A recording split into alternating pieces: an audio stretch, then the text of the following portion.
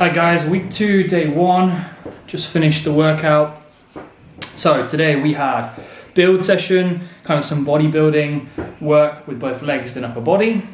Started with goblet squats again, but this time we had our heels raised on some plates, which as we raise our heels and put a little bit more weight into the balls of our feet and our toes, it basically gives us a false sense of an extra bit of ankle flexibility, allows us to stay a little bit more upright, send our knees further forward, and therefore load our quads a lot more. So it's a little bit like kind of a bodybuilding isolation, a little bit more than a normal squat for the quads. 12 to 20 reps on that. Then we went into bicep curls. Now the bicep curls today were with handles on kettlebell. So you hold the kettlebell handle and it becomes like a hammer grip bicep curl.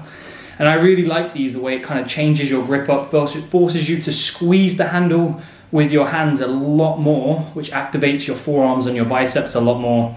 And also that grip kind of forces your elbows to be a little bit more tucked, so it really isolates that bicep and makes it kind of act a lot like a hammer curl. So I found a really good bit of activation in my biceps from those. That was AMRAP -1. And then your last movement was AMRAP -1 of the dumbbell push-ups again. Again, same sort of thing, we're holding those dumbbells, it forces your elbows into the side and makes it a little bit more of a challenging movement, plus a little bit more range of motion.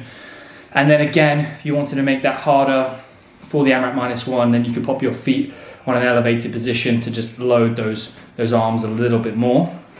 4 sets of that, and I just kind of treated it like rest as needed between movements, which again was about 30 seconds to a minute.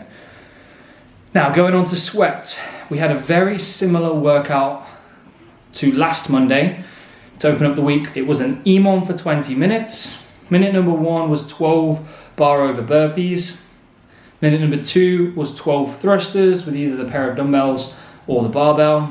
And then minute number 3 was an AMRAP with calories on the bike. Minute number 4 rest, 20 minutes, so 5 rounds through of that. Now, even though it's programmed as an AMRAP on the bike on minute 3, that isn't necessarily the main intention for the bike. So it's not really full AMRAP, full dummy mode. It's more so pick a kind of pace that you think you can sustain throughout the workout. So you're aiming to do the most amount of calories possible and sustain it through the entire workout. So in my head, I had thought 20 calories on the bike erg would be tough but sustainable. So that's the number I had in my head going into it.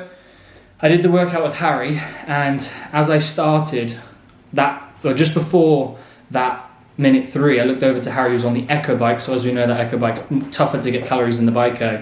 I asked him how many calories he's going for, and he tells me 22.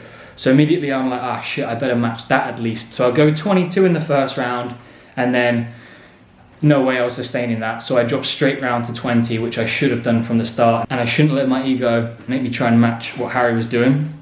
He as well dropped off the 22, so it was a foolish mistake to go for.